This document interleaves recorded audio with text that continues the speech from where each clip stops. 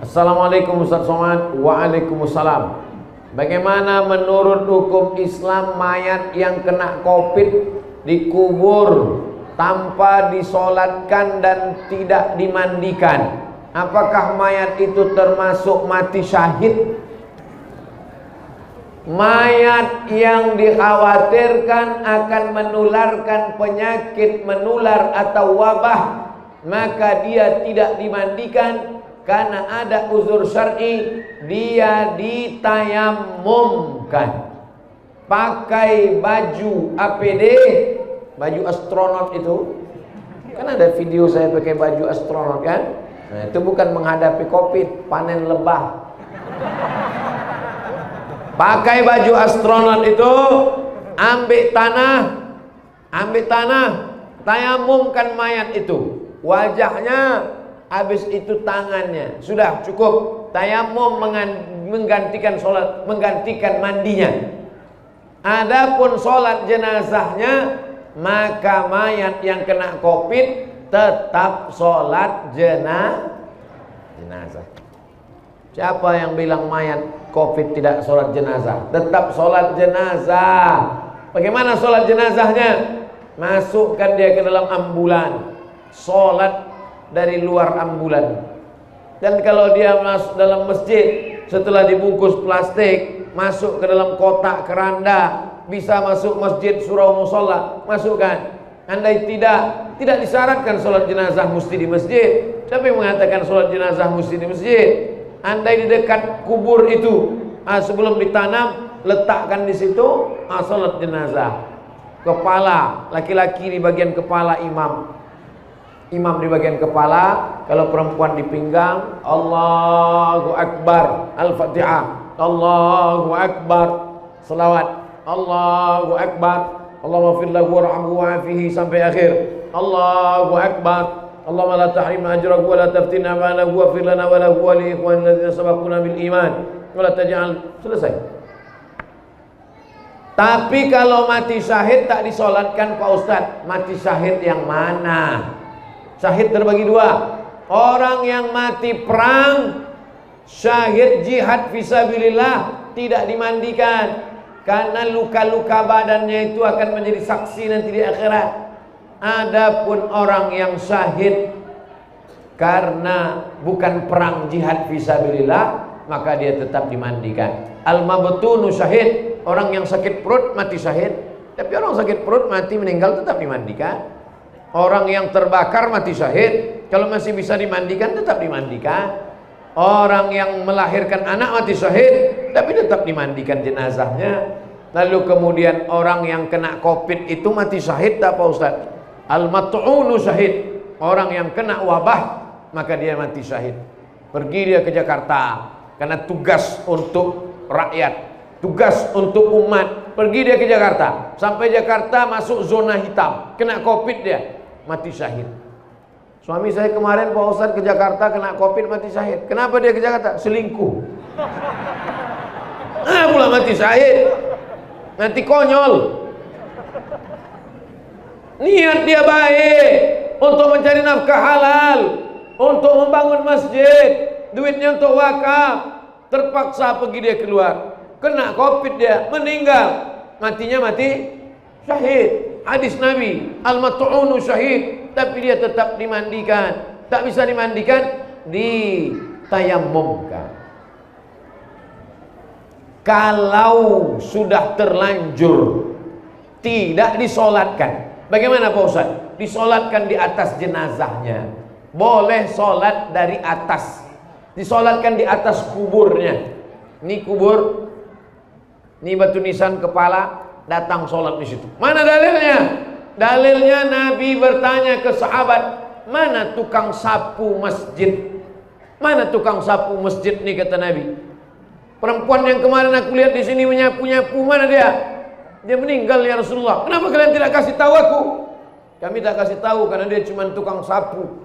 Oh, Nabi memuliakan walaupun dia tukang sapu, cleaning service. Didatangi Nabi kuburnya, Nabi sholat jenazah dari atas. Itu dalil boleh sholat jenazah dari atas. Allahu Akbar, bagian kepalanya kalau dia laki-laki. bagian pinggangnya kalau dia bagi perempuan, sop di belakang berjamaah. Sholat dari atas kubur boleh berdasarkan hadis tentang tukang sapu yang meninggal. Jelas? Apa yang jelas? Assalamualaikum warahmatullahi wabarakatuh. Waalaikumsalam. Alhamdulillah, syukur alhamdulillah kami bisa berjumpa dengan Ustadz. Udah 16 kali saya datang tak jumpa. Kau kemana aja? 8 tahun aku ke Batam udah. Bagaimana cara orang lain atau saya bisa mengenal lebih dekat dengan makna syukur membawa nikmat? Macam judul sinetron. Oh, yang judul sinetron itu Sengsara Membawa Nikmat. Yang Sengsara Membawa Nikmat, Sandi Nayawan dengan Desi Ratnasari. Yang kalian potong nanti GR pula artis tubuh saya. Karena kebanyakan manusia sekarang ini ingin nikmat tapi tak pernah bersyukur. Kalau engkau tidak menganggapnya sebagai nikmat, pasti kau tak akan pernah bersyukur. Betul? Kapan kita baru bersyukur? Kalau kita menganggapnya sebagai nikmat. Begitu pagi bangun, begitu pagi bangun, begitu pagi bangun. Maka bangun pagi itu kau tidak anggap sebagai nikmat, tapi kau anggap itu sebagai rutinitas. Makanya kau tak bersyukur. Setiap lapar makan, setiap lapar makan, setiap lapar makan. Maka makanan itu tak kau anggap sebagai nikmat. Kenapa? Bahkan kau katakan makan itu wajib ada. Mana makanan? Berapa banyak ibu-ibu itu biru matanya gara-gara tak ada makanan. Ditempeleng lakinya. Ada juga yang salah pakai makeup. Kita baru bersyukur kalau kita menganggapnya sebagai nikmat. Makanya ketika kita bangun pagi, kita tidak katakan bangun pagi itu rutinitas. Bangun pagi itu adalah nikmat. Barulah kita bersyukur. Alhamdulillahilladzi ahyana ba'dama amatana wa ilaihi. Pengajian ini nikmat tak?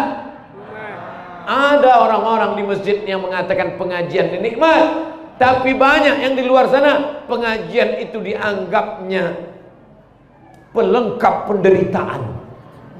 Sudahlah dia di kantor ditekan atasan, di jalan kena tilang, di rumah kena repet, di masjid kena amu.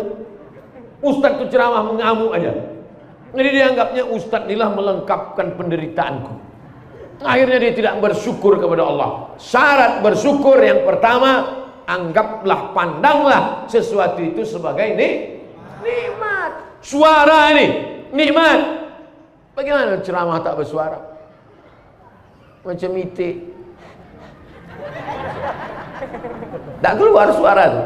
Nah, itu nikmat ini mesti. Saya melihat hembusan nafasku adalah nikmat. Kedipan mataku adalah nikmat. Hayunan langkah kakiku adalah nikmat. Hayunan tanganku adalah nikmat. Aku bisa bersuara adalah nikmat.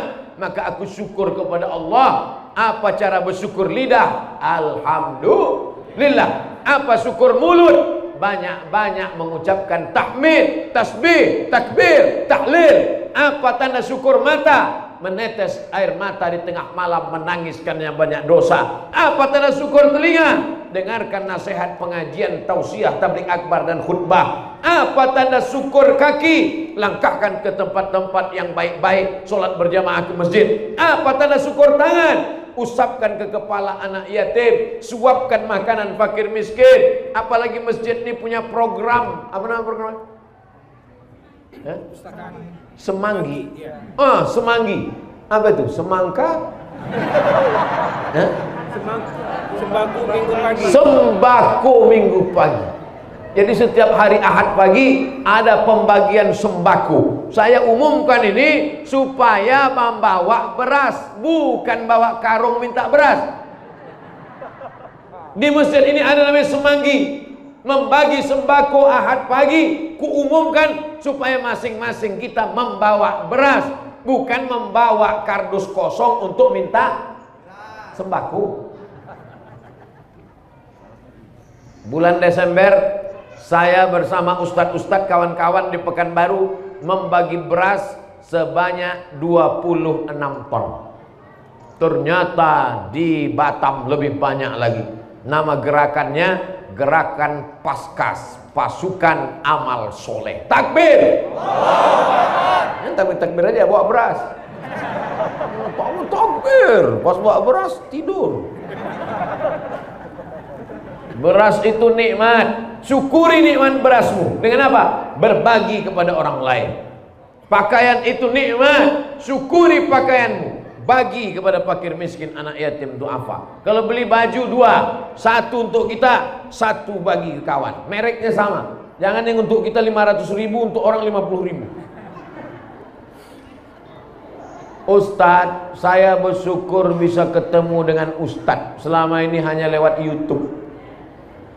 Pertanyaan, apa beda antara ikhlas dengan ridho?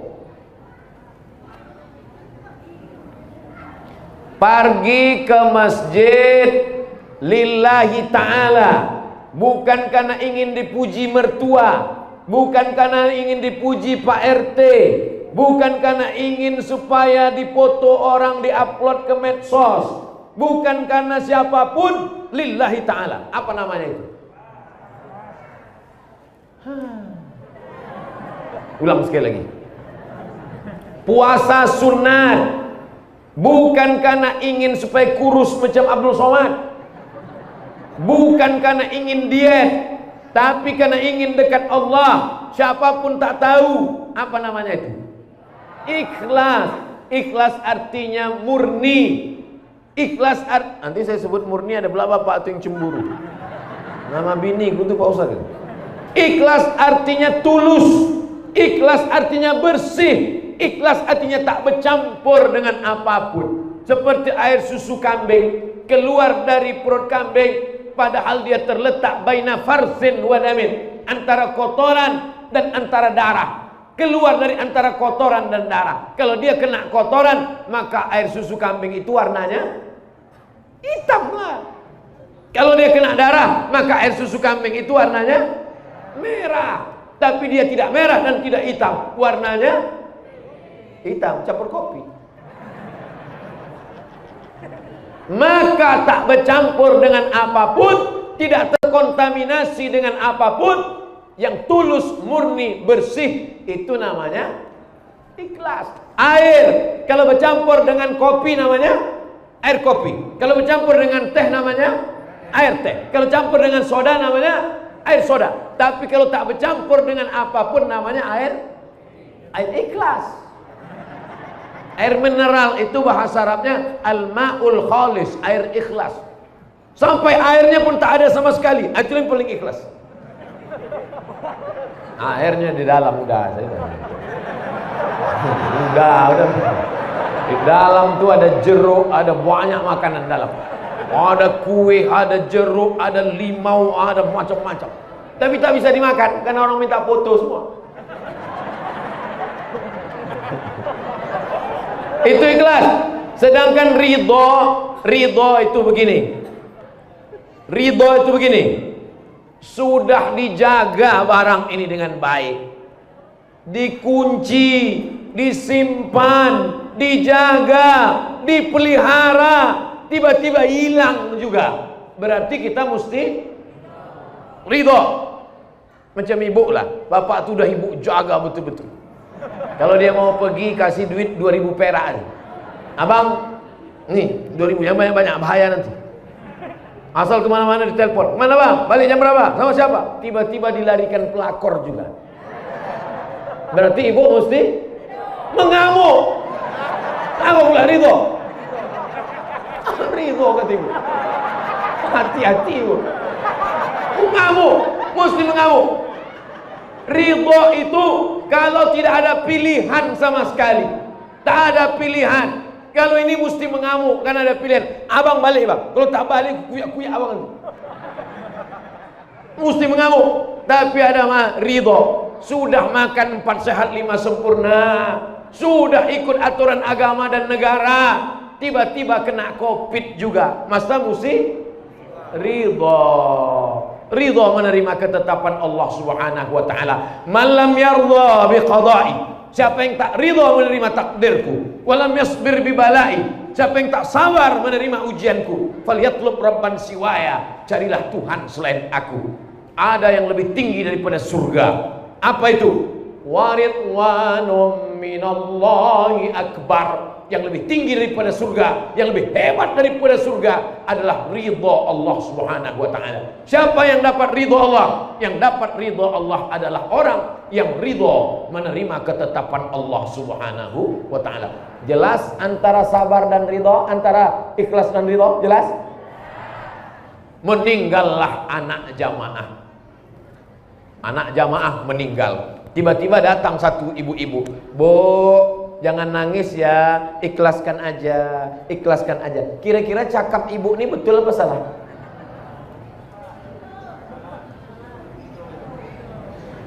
Berbuih-buih awak menyampaikan, tak juga paham.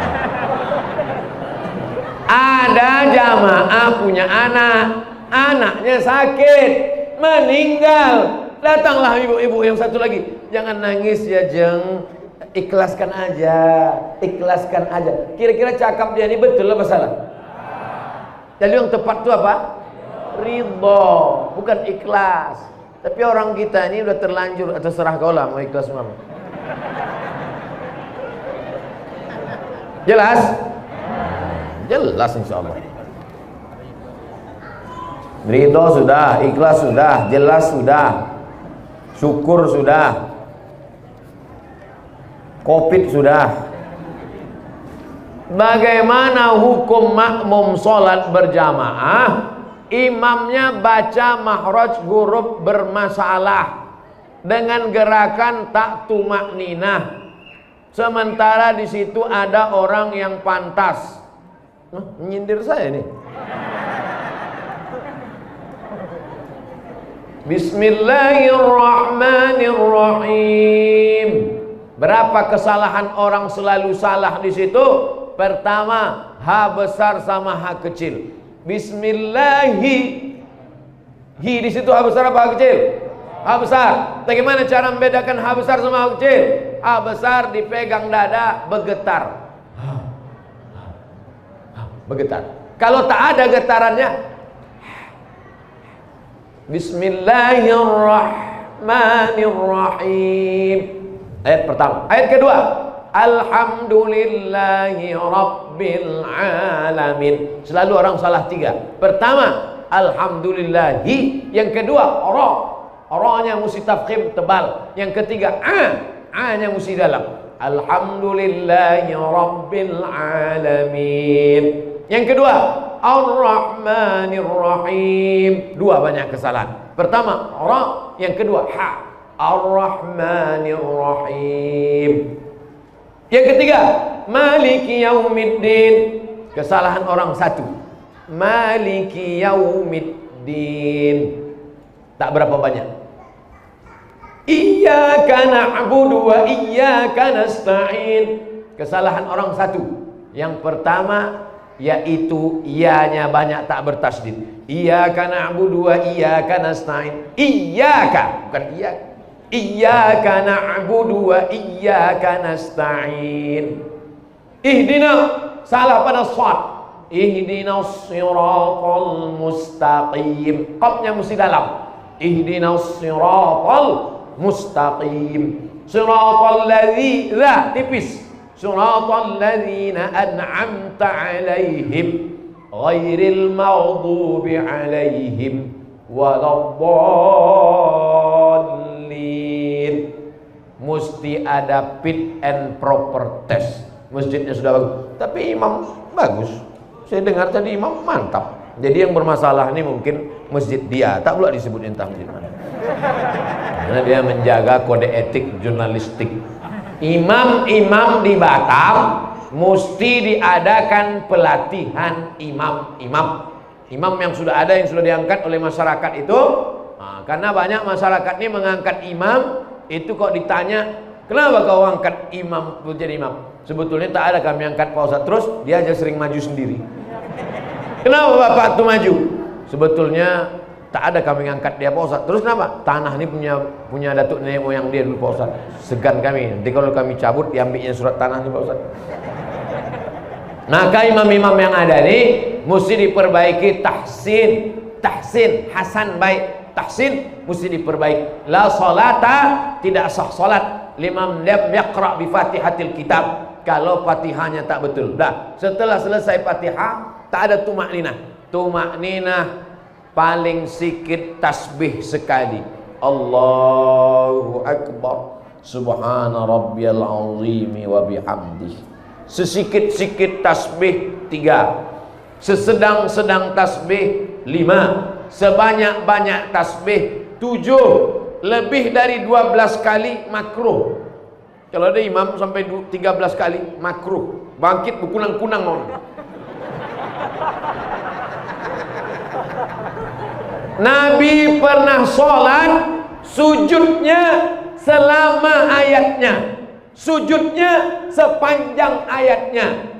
Kapan itu? Bukan waktu dia jadi imam, tapi ketika dia sholat sendiri tahajud malam. Kata Imam Ibnu Hajar Al-Haytami dalam kitab Al-Fathul Mubin Bisyarhil Arba'in, Syarah Arba'in Nawawiyah, kenapa Allah menciptakan malam? Kenapa Allah ciptakan malam? Karena ada siang. Kenapa Allah menciptakan malam? Supaya kita tidur. Kenapa Allah menciptakan malam? Supaya aku bisa memikirkan kamu. Kenapa Allah menciptakan malam? Kata Imam Ibnu Hajar Al-Haytami, kenapa Allah menciptakan malam? Supaya kamu beramal bebas dari riya. Itu salah satu alasan kenapa Allah menciptakan malam. Siang, sholat zuhur, sholat asar, sholat Jumat, Idul Fitri, Idul Adha, ditengok orang. Diciptakan Allah malam supaya engkau beramal bersih dari riya. Waktu kau ceramah Abdul Somad, waktu kau tabligh akbar, diciptakan Allah malam supaya kau beribadah hanya kau dengan Dia saja. Itulah salah satu mengapa Allah ciptakan malam. Jadi tumakninah mesti ada. Nabi memanggil, irji ila salatika fa innaka lam tusalli. Ulangi sembahyangmu. Ulangi, kata Nabi. Diulanginya salatnya. Habis itu dipanggil Nabi lagi, irji ila salatika fa innaka lam tusalli. Ulangi sembahyangmu. Sembahyangmu tak sah. Diulanginya sembahyangnya. Diulangnya 3 kali. Irji ila salatika fa innaka lam tusalli. Ulangi salatmu karena salatmu. Lama-lama capek. Apanya lagi nih ya Rasulullah?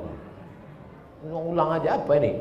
Kata Nabi, ketika kau duduk hatta tatma'inna qa'idan, waktu duduk tumakninah. Rabbi ighfirli warhamni wajburni warfa'ni warzuqni wahdini wa'afini wa'fu anni. Insyaallah kalau dibaca dengan lafaz tumakninah, Rabbi ighfirli warhamni wajburni warfa'ni warzuqni wahdini wa'afini wa'fu anni. Tumakninah itu artinya ada temponya, berhenti sejenak. Kenapa orang sholat tak ada tumakninah? Karena dia tak baca sama sekali.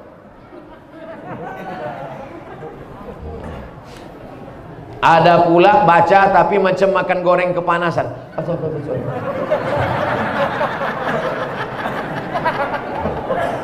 Apakah Nabi itu kalau sholat membaca atau diam saja? Baca. Dari mana kau tahu wahai Khabbab? Ada sahabat Nabi namanya Khabbab ibnul Ars. Ya Khabbab, ya. Kau sahabat Nabi? Ya. Pernah kau sholat sama Nabi? Pernah. Nabi itu kalau sholat mulutnya bergerak atau diam? Kata Khabbab, Nabi kalau sholat mulutnya bergerak. Dari mana kau tahu? Bittirabi lihyati, karena jenggotnya bergoyang. Jadi kalau sholat itu mulut bergerak, Allahu Akbar, Allahu Akbar kabir, walhamdulillah katsir, wa subhanallah wajhat wajhah. Banyak sekarang orang sholat mulut tak bergerak. Allahu Akbar, Allahu Akbar, Allahu Akbar. Apa yang sebanyak? Kalau mulut bergerak membantu tumakninah. Kalau mulut bergerak membantu kekhusyuan. Salah satu sebab kenapa tak khusyuk, mulut tak bergerak. Mulut bergerak membantu kekhusyuan. Bismillahirrahmanirrahim. Alhamdulillah. Ar-Rahman. Malik. Baca Fatihah tu macam Fatihah jahar. Bismillahirrahmanirrahim. Alhamdulillah. Ar-Rahman. Ini banyak orang baca Fatihah senapas. Walaupun sholat zuhur, walaupun sholat asar, walaupun sholat qabliyah, walaupun sholat ba'diyah, membaca Fatihahnya macam jahar. Bismillahirrahmanirrahim. usolli sunatan tahiyatul masjid raka'ataini lillahi ta'ala. Allahu akbar, Allahu akbar kabira, walhamdulillahi katsira, wa subhanallahi bukratan. Ini kenapa imam ini bisa tak tumanina? Oh, dia imam goreng kepala satu. Sementara di situ ada orang yang pantas jadi imam, tapi dia tak mau. Ini kenapa dia tak mau? Pak, kau bacaan Quran kau bagus, suara kau lantang. Ku tengok kalau kau sholat sujudnya lama. Kenapa kau tak mau? Aku pikun. Asal aku sembahyang lupa aku dah berapa rakaat. Ada orang gitu pikun, tak ingat dia. Asal maju jadi imam. Asal maju jadi imam grogi dia.